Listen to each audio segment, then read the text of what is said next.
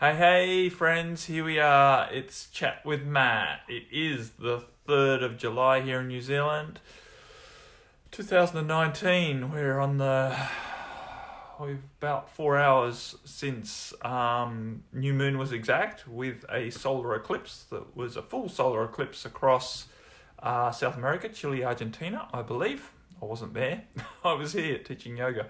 But it wasn't quite. It was just before yoga started. Hey, Sister Emily Rose, good morning to you in the Blue Mountains of Sydney.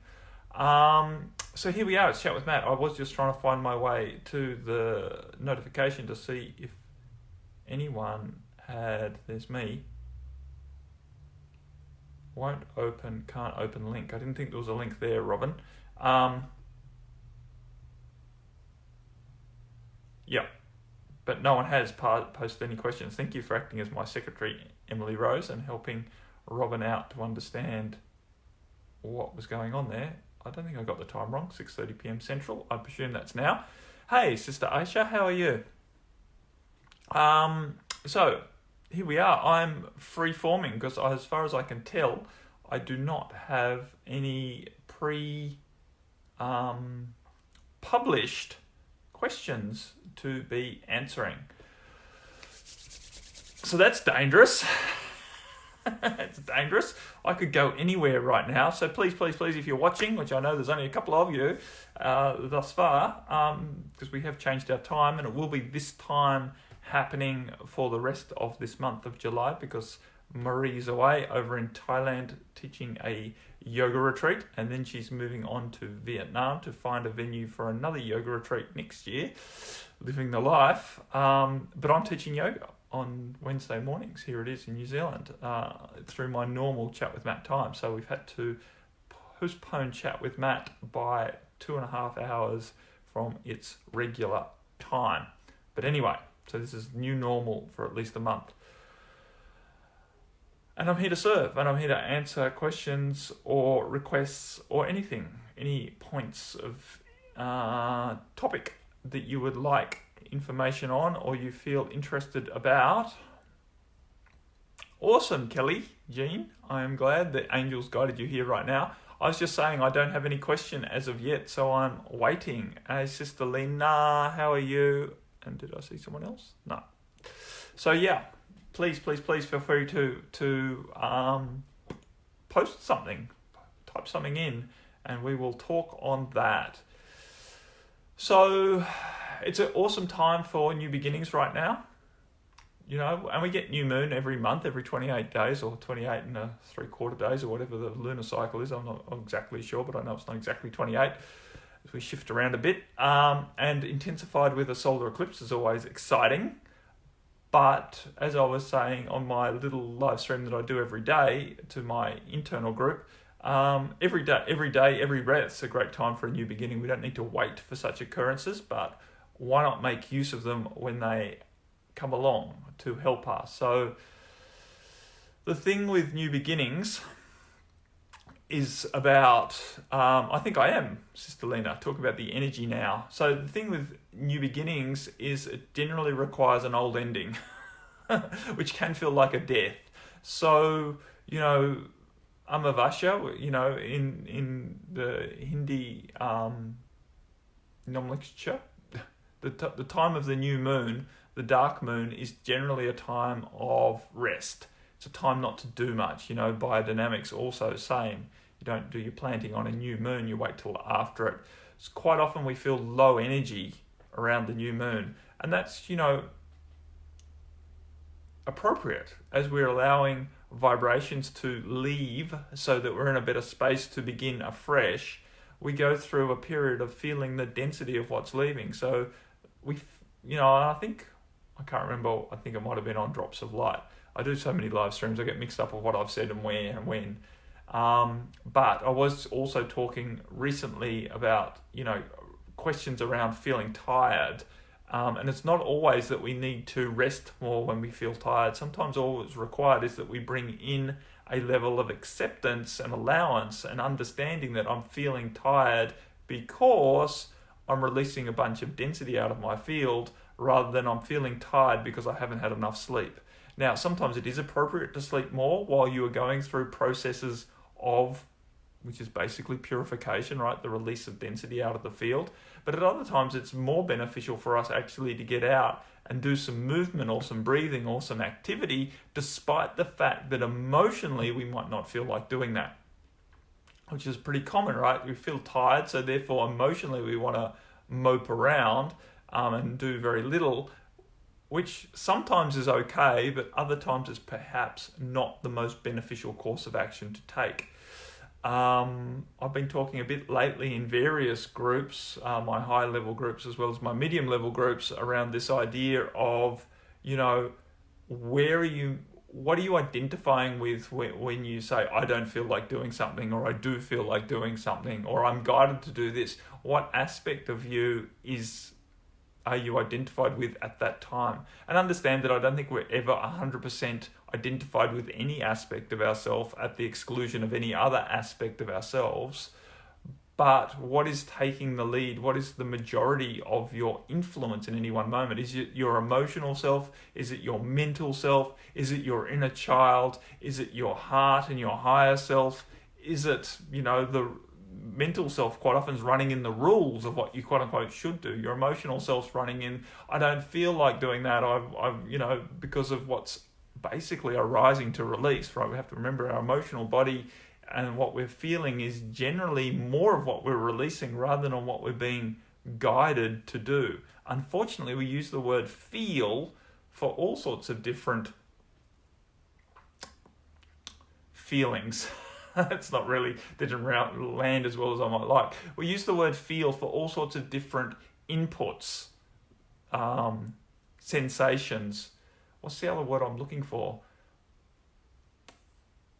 Information, anyway. Information that we sense, all sorts of sensory awareness. Sensory awareness we tend to call feeling. Now, we can feel things from what's being guided from our body, right? Our body indicates preferences or resistances based on feelings. We feel quite viscerally things. Emotionally, we also feel, and also intuitively we feel. Now, that's three different areas of our being that feels things, and we just use the same word, feeling, for it, and they're all quite different, right? Our physical body will have a different response or reaction to any particular situation than perhaps our emotional body is having, and our intuitive beingness or guidance, our higher self acting through our heart space, which we call intuitive guidance. We could also feel it in our gut, right? That intuitive guidance will also perhaps be directing something different. Quite often, all three of those aspects will be slightly contradicting each other, and so we get mixed feelings about what to do or what we think. So now we get mixed feelings about what we think about any situation, right? So we find ourselves in a situation and we're gathering information about that situation to help us make informed choice. As an empath, we can feel things quite intently, energetically coming to us. It's external energy that we feel coming to us, and we quite often own it as our own if we're not aware that that's what's happening, right? If we're unaware as an empath, then we can quite often think that the vibration that we're feeling, the discordance that we're feeling, the uneasiness that we're feeling, or the joy or the excitement that we're feeling is something coming from within us that we should do something about, and quite often it's just something that's washing past us and we're aware of. Again, it's a feeling, but what's going to serve us to live a more empowered life is to understand what aspect is feeling what and where it's coming from. Rather than allow yourself to get into a whole mental minefield of trying to analyze everything and work all of that out, again, it's just a matter of, for me, it's just a matter of, anyway, what I'm suggesting is if you hold a space of intention around that and allow it to develop. Please, if anyone feels to write in a question or comment on what I'm talking about, please feel free. Would love some feedback or some inspiration to help me keep going. Otherwise, I'll just keep ranting where the energy takes me.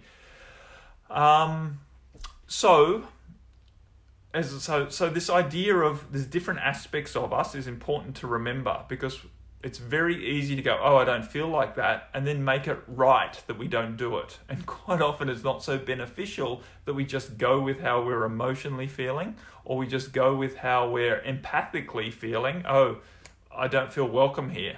That doesn't mean you should leave, right? It means that you're just picking up on a vibration that you are interpreting as not feeling welcome.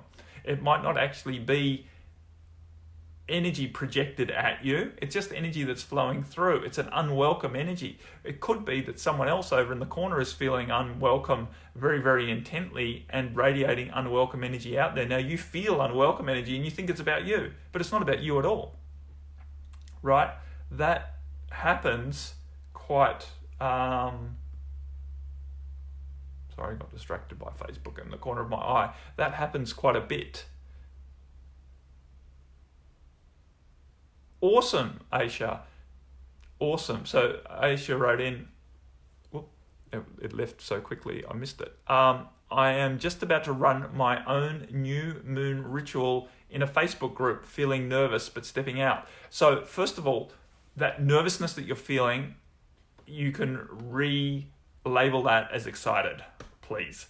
So understanding that it's very, very, very, very common to feel quote unquote nervous, scared, anxious, excited, all of those feelings before you do something that involves us stepping out and stepping up into a more expansive expression of ourself. Stepping into a more expansive expression of ourself is an awesome, awesome, awesome thing to do, but from an egoic point of view, it feels scary because we might get judged and we might get it wrong. People might not like us. All sorts of what our mind perceives as, and our emotional self perceives as negative outcomes could possibly happen, right? All sorts of potential disasters, which are not really disasters at all. You're in a Facebook group, no one's going to lynch you or burn you at the stake or anything like that's going to happen. It's very, very safe activity. So understand that a lot of the resistance that you feel is leftover vibrations from past, some of it deep past, and to allow yourself to embrace that with excitement, because generally I feel really nervous before I do anything that's any good. And so it's a really good indication now when I start feeling nervous about doing something. It's an indication that I'm actually about to step into a greater expansion of myself, a greater version of myself, and therefore it's a great thing. So it's something to celebrate when you actually start feeling nervous about doing something new.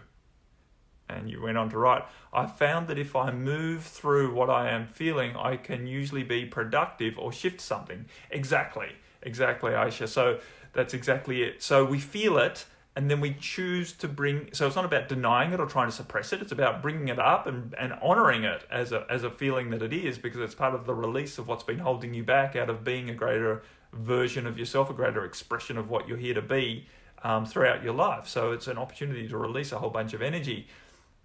So we accept that and we find allowance around that, and then we choose to keep acting from what our heart knows what to do, rather than act based on what we now emotionally feel to do, which is to hide and to call it off and to say, well, there's a reason why we can't do it today, because I'm not feeling up to it. I'm not feeling it today. It doesn't feel right. It's obviously not in alignment. I hear so many people say, oh, it's obviously not in alignment. I don't feel like doing it. And it's kind of like, yeah, it's right in alignment, and that's why you don't feel like doing it, right? Because doing things that are in alignment with us is scary.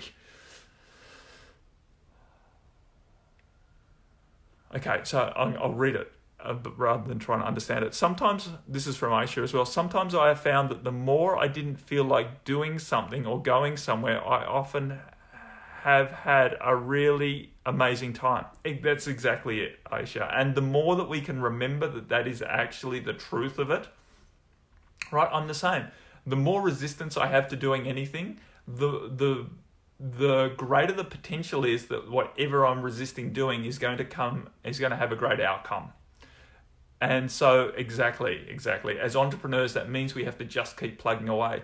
The secret for success for any entrepreneur or any influencer or anyone who's made it big in any way in their life, whether as a writer or as anything really, business person, influencer, healer, doesn't matter what. But if any of you look at any of the greats out there and their defining characteristics is they just keep going. No matter what, no matter how big the failure is around them, they just pick themselves up and keep going. They allow themselves to work in a very empowered way through the process of transformation.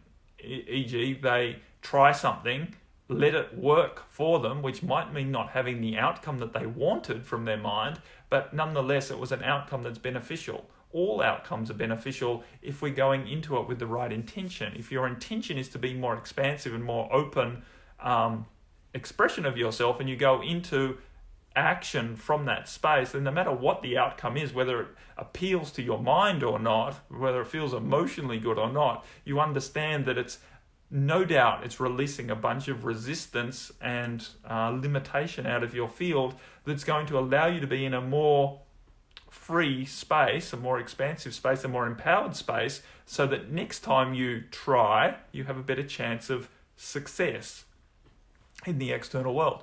So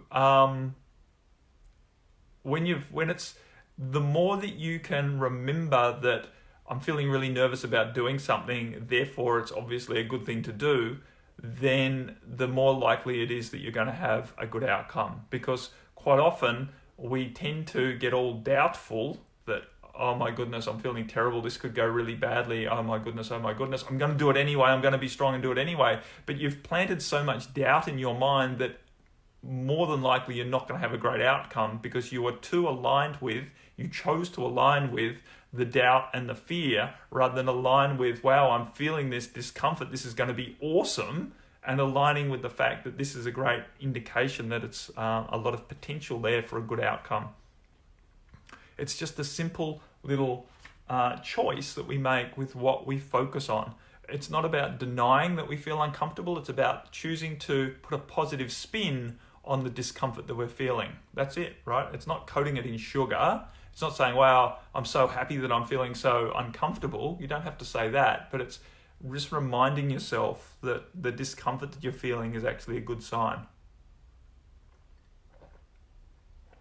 And more importantly, it's definitely not, more than likely not, I shouldn't say definitely.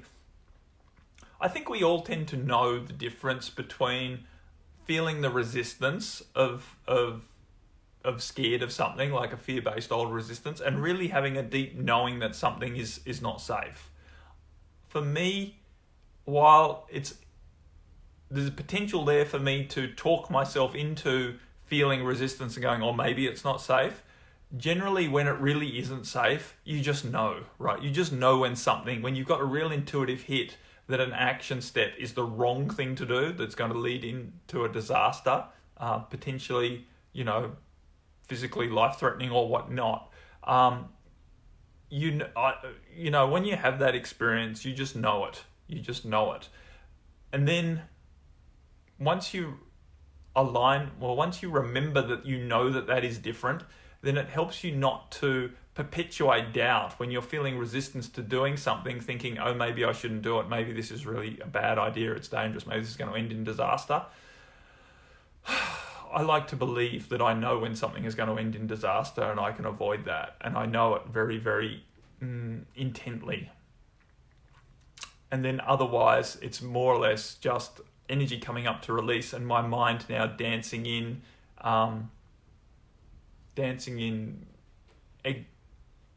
what's the right word I'm looking for? Intensifying the doubt into a projection, a thought form that, oh, maybe this means it's not going to go well, which we all go there, right? We all start thinking, maybe something's not right. What's wrong? Why aren't I feeling in alignment with this? It's because we're expecting alignment to feel joyful. Quite often alignment doesn't.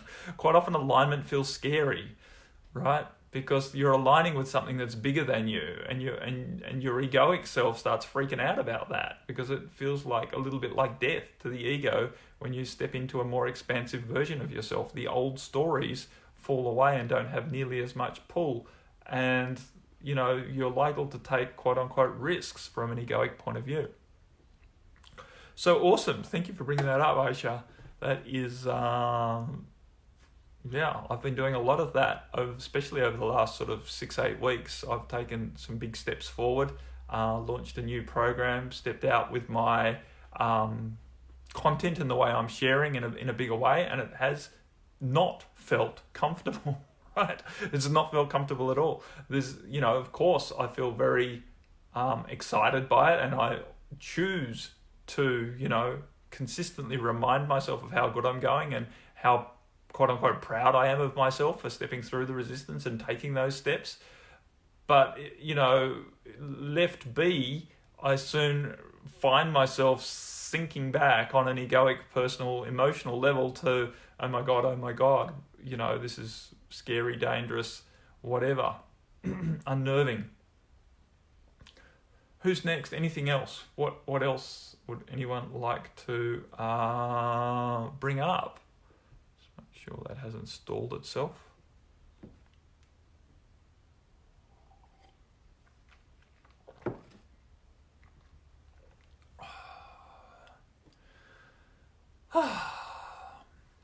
So I've really been enjoying myself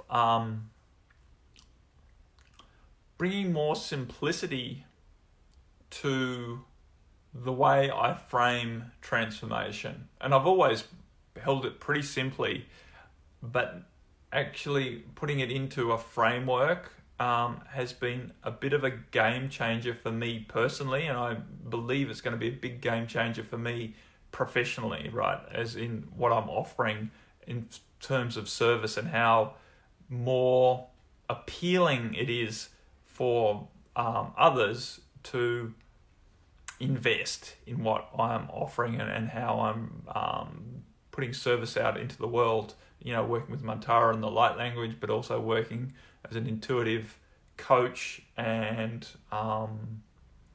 holder of space. I still dance around with how I define myself.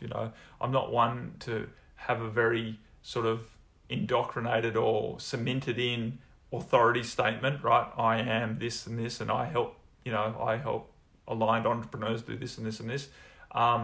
I've danced with those sorts of statements, but they keep falling away because I always find that I want to be more expansive than that limitation, and at the same time helping people find some confidence around what I quote unquote specialize in is also very beneficial. It's an ongoing evolution for me, to be completely honest, and I know there's still a lot more to be with that. Yeah, exactly. We can't be definite because that's, finite, and we're infinite, right? Definite is the opposite of infinite. And so, awesome. Go well, Aisha. Enjoy your new moon ceremony or whatever you're calling it. I forgot what you were calling it. Ritual on your Facebook group. Enjoy it. Have some laughs. Allow the energy to run, and I'm trusting that everyone who turns up is going to get the most from it. So many, many blessings and positive intentions. So, awesome. Frameworks. Hey, Sister Pat. Frameworks really help us to put down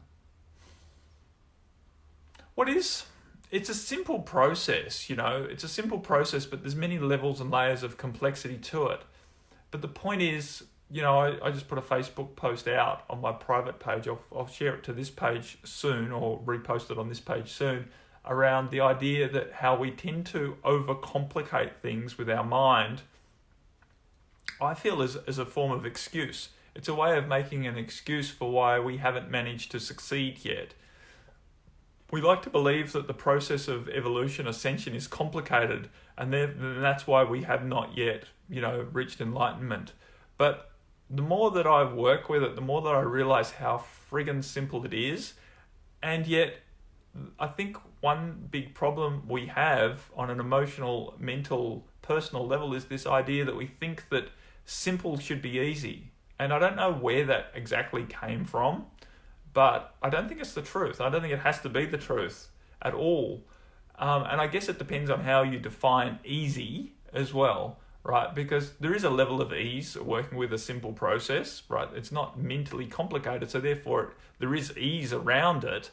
But it doesn't mean easy or simple, doesn't mean that it's going to be quick to achieve, right? Or require no effort, right? If you look at easy from the point of view as requiring no effort, then that's definitely not the case with spiritual transformation.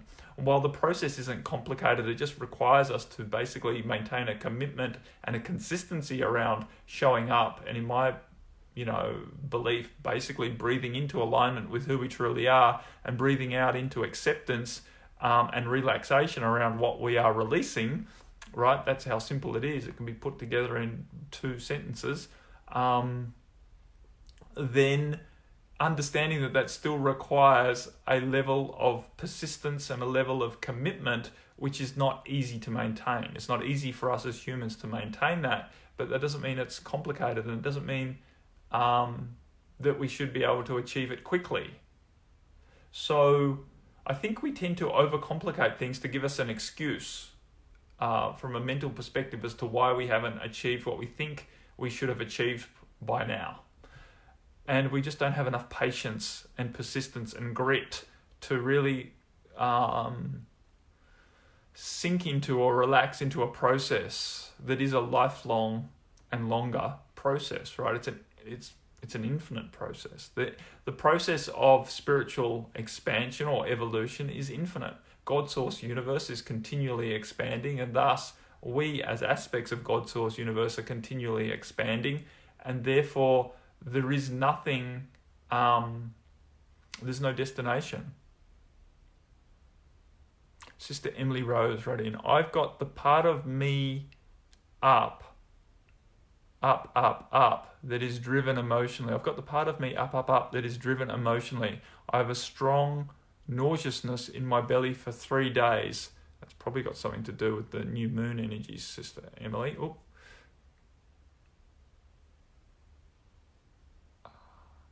Belly for 3 days, and have had periods of life where this is here for years.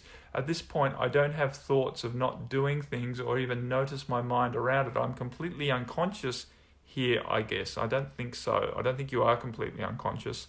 It's just a strong pull to the area with my awareness, and I feel trapped and spiral in panic feeling that I have historically tried to suppress. So awesome, Emily. I haven't finished reading, but I will in a moment. But what I want to say here is understand that you're becoming aware of what you're releasing, and so choose not to allow your mind to take you into the fear that you're going back into where you've been trapped in the past, but rather remind yourself that you are releasing the situations that you have been trapped in the past, right? So choose not to allow yourself to spiral into the panic, because what you have historically suppressed, you are now strong enough to release, and that's why it's coming up. So this is not a step backwards at all. It's not a sink backwards. You are basically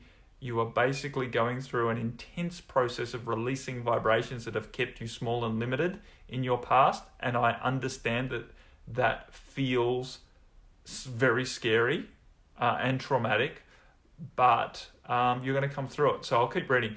I'm escalating it all with the fear of that. So it's so distracting. I'd love to let go of this habit to see me, know me, and feel me as my emotions. Okay, so don't fight it, right? So let go of the judgment that you are escalating it, and understand that it's intensifying as you are allowing it to release. So you're judging yourself, basically. You're basically making yourself wrong and thinking that you're not doing a good job with this because it's getting more intense. And I'm here to tell you, you're doing a great job. Allow it to become more intense. I know the fear is going to be powerful, and I know that is very distracting, but allow yourself to be distracted by it. Choose not to be too hard on yourself, trying to stay focused on other outcomes right now, but at the same time maintain an intention and an overriding intention that you are moving towards the outcomes that you've already set, and that you don't need to try too hard to get there.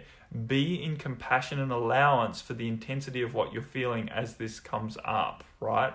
So you've gone on to write, I'd love to let go of this habit to say, oh yeah, I read that, didn't I? So I'd love to let go of this habit. So be an allowance of it, because you're not going to let go of the habit by judging it as wrong and fighting it.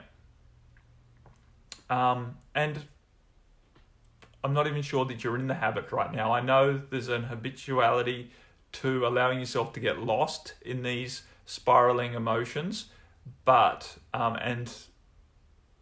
and there's a habit there to suppress it and to hide from it because it is so intense and so overwhelming. But right now, trust in this, new moon eclipse. You're doing the bright light course.